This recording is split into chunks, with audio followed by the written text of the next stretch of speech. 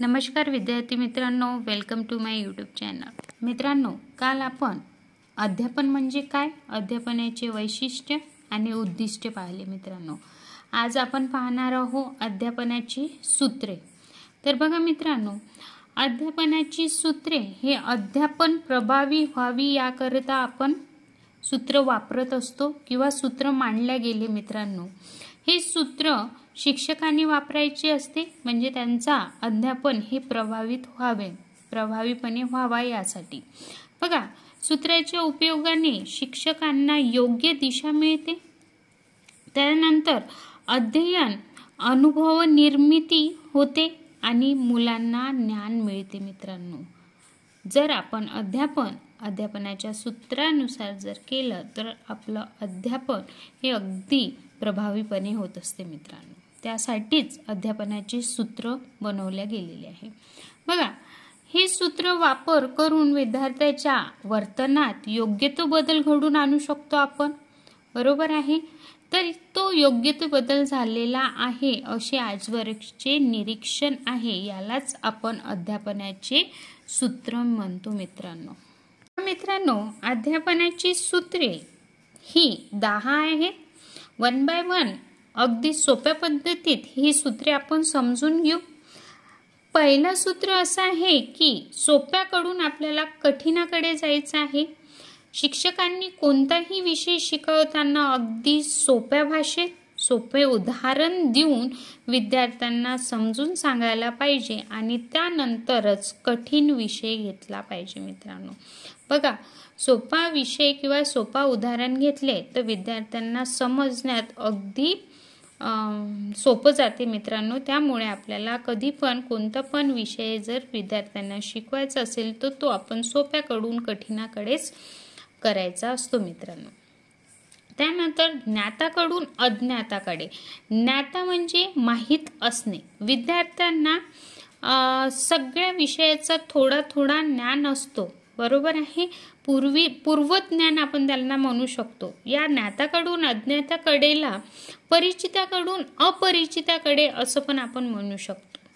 तर बघा, विद्यार्थ्यांना पूर्वीच्या गोष्टी किंवा संकल्पना माहीत असतात, त्यावर शिक्षकांनी काय करायला पाहिजे, शिकवण्याच्या आधी प्रश्न विचारायला पाहिजे, तिथून सुरुवात करायला पाहिजे आणि नंतर त्यांना नवीन गोष्टी किंवा संकल्पना सांगायच्या असते। मित्रांनो, म्हणजे जर आपण नवीन पाठ चालू करत असेल तर त्या पाठा रिलेटेड काही पण क्वेश्चन आपण त्या विद्यार्थ्यांना विचारू शकतो आणि नंतर तो पाठ आपण शिकवायला चालू करू शकतो। मित्रांनो, त्यालाच आपण म्हणू शकतो ज्ञाताकडून अज्ञाताकडे। त्यानंतर मित्रांनो, तिसरा सूत्र असं आहे की मूर्ताकडून अमूर्ताकडे। म्हणजे एखादी मूर्त वस्तू दाखवून, जसं की विज्ञानमध्ये आपण एखादी डायग्राम दाखवू शकतो, बरोबर आहे, आणि त्या डायग्रामवरून आपण त्यांना विविध विषय समजून सांगू शकतो। मित्रांनो, यालाच आपण म्हणतो मूर्ताकडून अमूर्ताकडे जाणे। चौथा सूत्र असं आहे स्थूलाकडून सूक्ष्माकडे जाणे। एखादी मोठी गोष्ट, ठळक गोष्ट, एखादं उदाहरण द्यावं आणि नंतर त्याचे छोटे काय करावे, पार्ट करून विद्यार्थ्यांना समजून सांगावे किंवा सूक्ष्म गोष्टी सांगावे असा होतो। मित्रांनो, याला स्थूलाकडून सूक्ष्माकडे जाणे असे म्हणतात। मित्रांनो, एखादी पाठ तुम्ही वाचू शकता आणि त्या पाठांचे वेगवेगळे भाग करून तुम्ही त्यांना समजून सांगू शकता। मित्रांनो, हे होईल स्थूलाकडून सूक्ष्माकडे जाणे। पाचवा सूत्र असं आहे साध्याकडून संमिश्राकडे जाणे।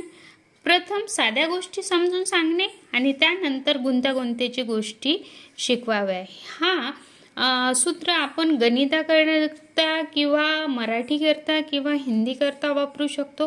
बघा, प्रथम मुलांना मुळाक्षरे आपण शिकू शकतो आणि मुळाक्षरे झाल्याच्या नंतर आपण त्यांना जोडाक्षरे शिकवू शकतो आणि त्यानंतर त्यांना वाचन शिकू शकतो। मित्रांनो, सहावं सूत्र असं आहे मित्रांनो, पूर्वाकडून अंशाकडे जाणे। कोणतीही संकल्पना पूर्ण स्वरूप सांगावा व त्यानंतर विविध घटकांकडे वळावे। म्हणजे उदाहरण बघा, कविता पूर्ण वाचावी आणि त्यानंतर जे कविताचे स्टांजाज असतात मित्रांनो ते 1 बाय 1 विद्यार्थ्यांना समजून सांगावे हा होतो मित्रांनो. 7वं सूत्र असं आहे, विशेषाकडून सामान्याकडे जाणे. शिकवताना अनेक उदाहरणे सांगावे व त्यानंतर एक संकल्पना सांगावी. छोटे छोटे गणिताचे सूत्र वरून छोटे छोटे उदाहरणं सोडून घ्यावे आणि मग मोठं एखादं सूत्र देऊन त्यावर उदाहरणे घ्यावा असा होतो मित्रांनो. असे उदाहरण तुम्ही याचे घेऊ शकता. अनुभवजन्य ज्ञानाकडून तर्कशुद्ध ज्ञानाकडे जाणे. म्हणजे विद्यार्थ्यांना दैनंदिन जीवनाचे अनुभव शिक्षकांनी सांगणे आणि यामधून विद्यार्थी कसं तर्क लावतो आणि दैनंदिन जीवनात त्याचा कसा वापर करतो हा या सूत्रातून आपल्याला समजते मित्रांनो. शिक्षकांनी विविध दैनंदिन जीवनाचा उदाहरण विद्यार्थ्यांना सारखं दिले पाहिजे, म्हणून त्यातून विद्यार्थी शिकतील आणि काय करतील, आपलं दैनंदिन जीवनात त्यांचा वापर करेल आणि त्यांना त्याचा उपयोग होईल मित्रांनो. सामान्याकडून विशेषाकडे जाणे. एखादा बघा नियम सांगितला जातो व त्यानंतर संकल्पना समजून देते. विज्ञानामध्ये याचा वापर आपण करू शकतो. एखादा सामान्य गोष्ट त्यांना सांगायची आणि त्यावरून त्याची संकल्पना स्पष्ट करून द्यायचा हा होतो मित्रांनो सामान्याकडून विशेषाकडे जाणे. आणि शेवटचा सूत्र म्हणजे की हा सगळ्यात महत्त्वाचा सूत्र आहे मित्रांनो अध्यापनाचा, निसर्गाचे अनुकरण करणे. निसर्गामधूनच विद्यार्थी घडत असतो, निसर्गामध्येच त्याची वाढ होते. मग निसर्गाप्रमाणे वाढ व विकास ही फलदायी ठरते. म्हणून शिक्षकांनी जसं निसर्गाचं आपण संगोपन करतो तसाच विद्यार्थ्यांचा पण संगोपन करावं आणि त्यांचा वाढ आणि विकास व्हावं, त्यासाठी हा सूत्र आहे मित्रांनो. त्यानंतर बघा दुसरा पॉइंट असा आहे की अध्यापनाची यशस्वीता. तर अध्यापनाची यशस्वीताचे 2 भाग पडतात मित्रांनो. ती आहे यशस्वी अध्यापनाचा निकष काय आहे आणि शिक्षकांनी करावयाचे म्हणजे यशस्वी अध्यापन झालं पाहिजे यासाठी करावयाच्या कोणकोणत्या गोष्टी आहे. तर बघा यशस्वी अध्यापनाचा निकष असा आहे की विद्यार्थ्यांमध्ये जिज्ञासा जागृत करणे हे शिक्षकाचे काम आहे.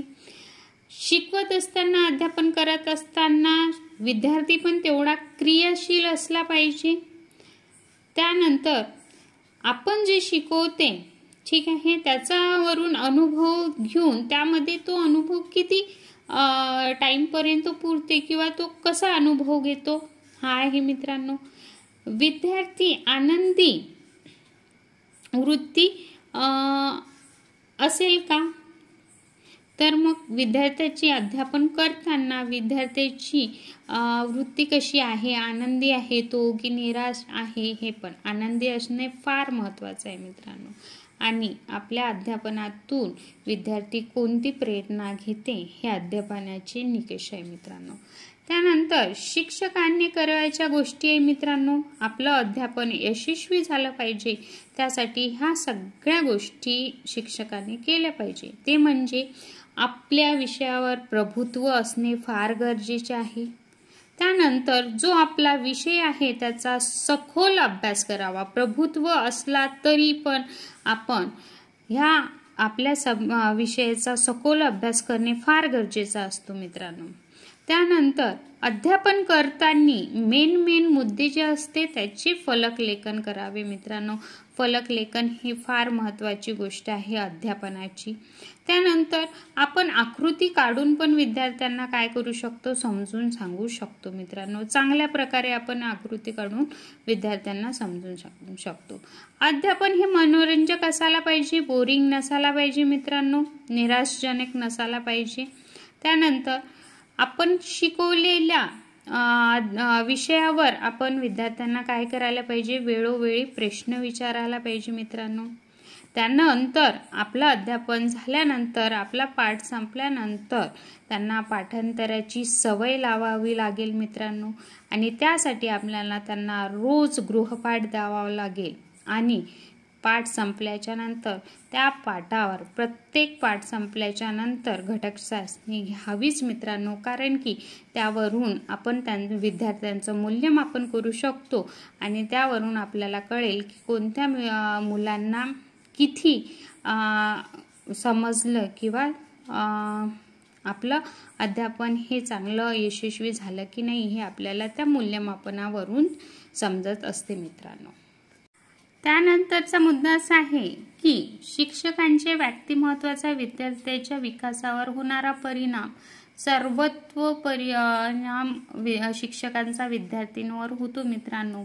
शिक्षकांना पाहूनच विद्यार्थी अनुकरण करत असतात. मग त्याचं प्रेमळ असणे फार गरजेचे असते. तो ज्ञानी असावा, तो प्रामाणिक असावा, स्पष्टीकरण कौशल्य चांगलं असावं, त्याचं फलकलेखन चांगलं असावं, योग्यरित्या असावा, तो आनंद वृत्तीचा असावा, वर्गशिस्त त्याला यायला पाहिजे आणि निपक्षपातीपणा त्याच्या अंगी असला पाहिजे मित्रांनो. कोणता पण पक्षपात त्यांनी केला नाही पाहिजे. अशा प्रकारचं व्यक्तिमत्व एका शिक्षकाचा असायला पाहिजे. त्यानंतर बघा मित्रांनो, शिक्षकाच्या व्यक्तिमत्वामुळे विद्यार्थ्यांची बौद्धिक विकास होते, मानसिक विकास होते आणि शारीरिक पण विकास होते.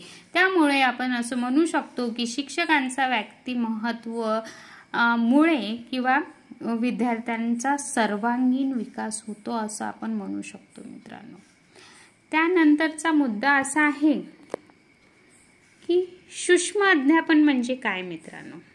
तर बघा, सायंटिस्ट टेरोपिन व थॉमस यांच्यानुसार सूक्ष्म अध्यापन हे अशा प्रकारचे तंत्र आहे की ज्यामध्ये वर्गांतील गुंतागुंती कमी करून, विद्यार्थी संख्या मर्यादित करून, पाठाची लांबी कमी करून अध्यापनाच्या एखाद्या कौशल्यावर लक्ष केंद्रित केले जाते. यालाच आपण सूक्ष्म अध्यापन असे म्हणतो. त्यानंतर ॲनल या सायंटिस्टने असं सांगितलेलं आहे की सूक्ष्म अध्यापन म्हणजे वर्गातील विद्यार्थी संख्या व पाठाचा कालावधी कमी करून केलेले अध्यापन होय मित्रांनो. कारण की यामुळे अध्यापन अगदी चांगल्या रीतीनं होईल मित्रांनो. सूक्ष्म अध्यापनाची चक्र किंवा तत्व काय आहे, कसं आपण केलं पाहिजे सूक्ष्म अध्यापन. तर पहिले तर सूक्ष्म अध्यापनासाठी त्याचं पाठाचं नियोजन केलं पाहिजे.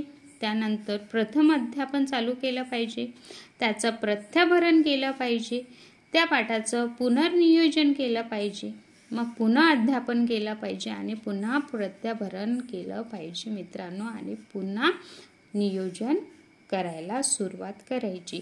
हे आहे सूक्ष्म अध्यापनाचे तत्व मित्रांनो. पुढील मुद्द्यामध्ये आपण बघू की अध्यापनाचे कौशल्य काय आहे मित्रांनो. जर तुम्हाला व्हिडिओ आवडला असेल तर नक्कीच लाईक करा, शेअर करा आणि सबस्क्राईब करा मित्रांनो, जेणेकरून दुसऱ्यांना पण मदत होईल.